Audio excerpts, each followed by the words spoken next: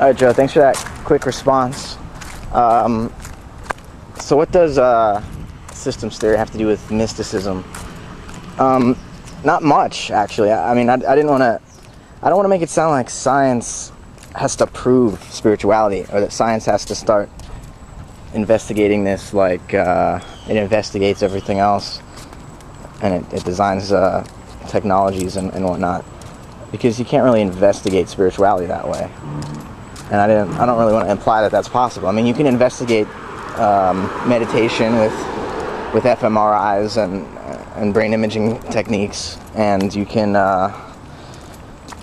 do trials with psychedelics and see how that affects people.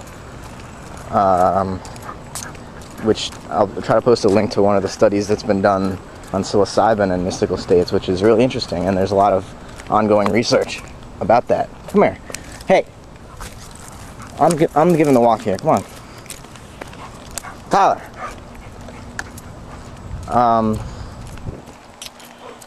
So science just needs to acknowledge that it is not the sole source of truth. And that, you know, the big three, the I, the we, and the it, they've been so divided and fragmented from one another that, you know, in the I realm we have the artists, and the artists think that, you know, I create my own reality and my life is my art, and all these really interesting things that the scientists sort of scoff at.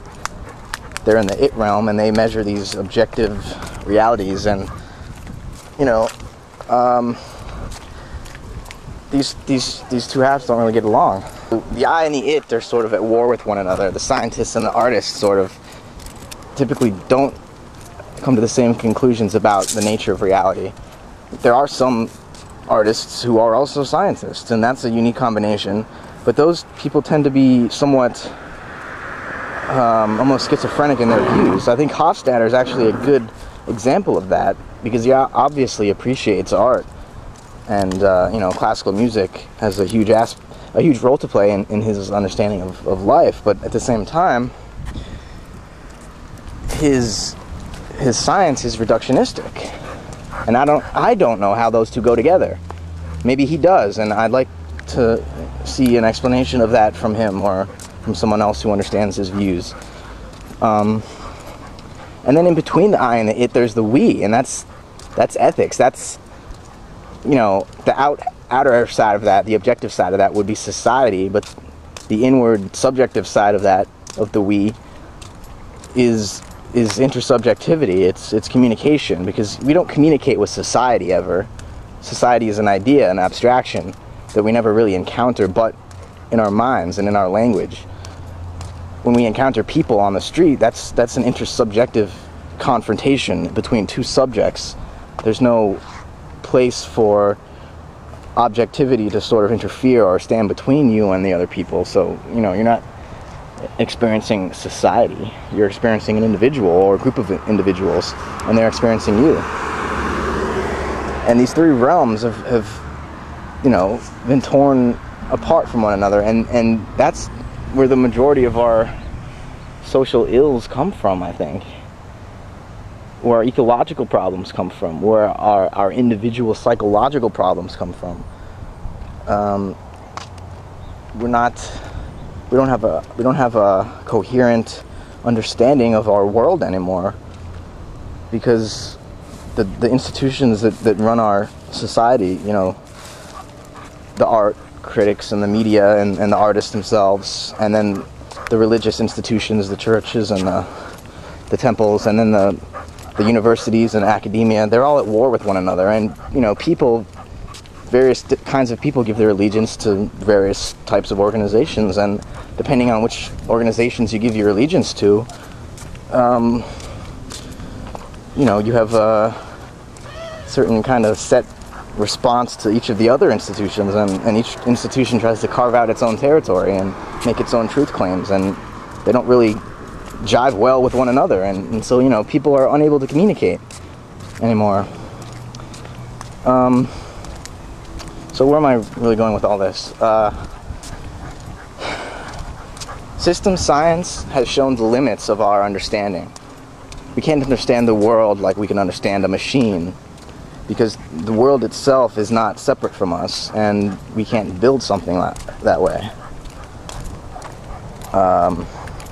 System science lets us sort of, oh wow, look at that thing.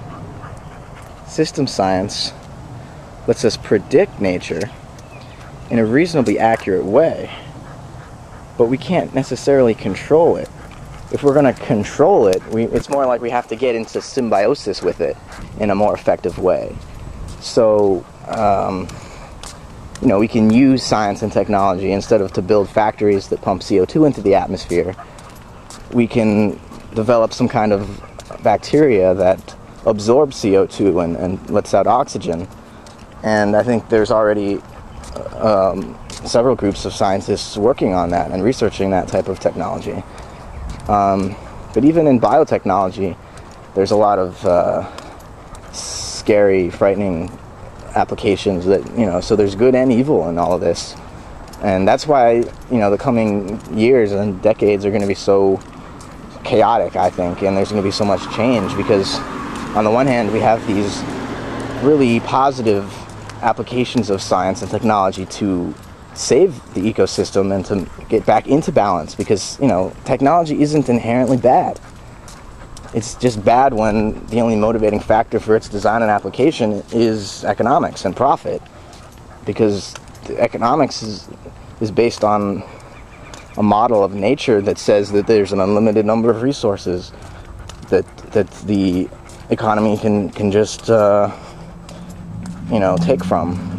But in reality, Earth is a spaceship, and there are very limited resources, and you can't just pour chemicals out into the atmosphere and expect it not to affect the overall homeostasis and equilibrium of the environment and the planet. So the idea of science becoming more integral just means it takes into account its humanness.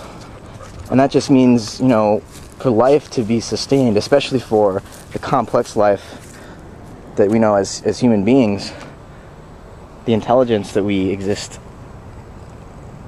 within and that we have at least, you know, a small element of control over, if we want to maintain that, we need to get science under reins and sort of use it in the correct way. Because the way industry and government is using it right now for warfare to design profitable technologies instead of ecologically manageable and sustainable technologies and peaceful technologies, that is going to kill us all. It already is. And so that's the only integration I see that's necessary. And I really think that mystical states, science should be working to democratize mystical states. And if that means developing, you know, whether it's holotropic breathing that Stan Grof is working on, or whether it's developing safe techniques or administering LSD and psilocybin to give people mystical states sort of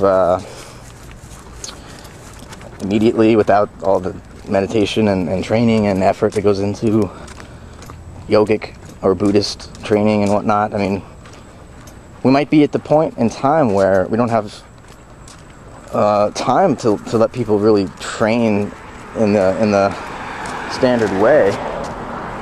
We might have to really take matters into our own hands and you know, almost give vaccinations to people for consciousness. And, you know, Aldous Huxley wrote a book called Brave New World about this.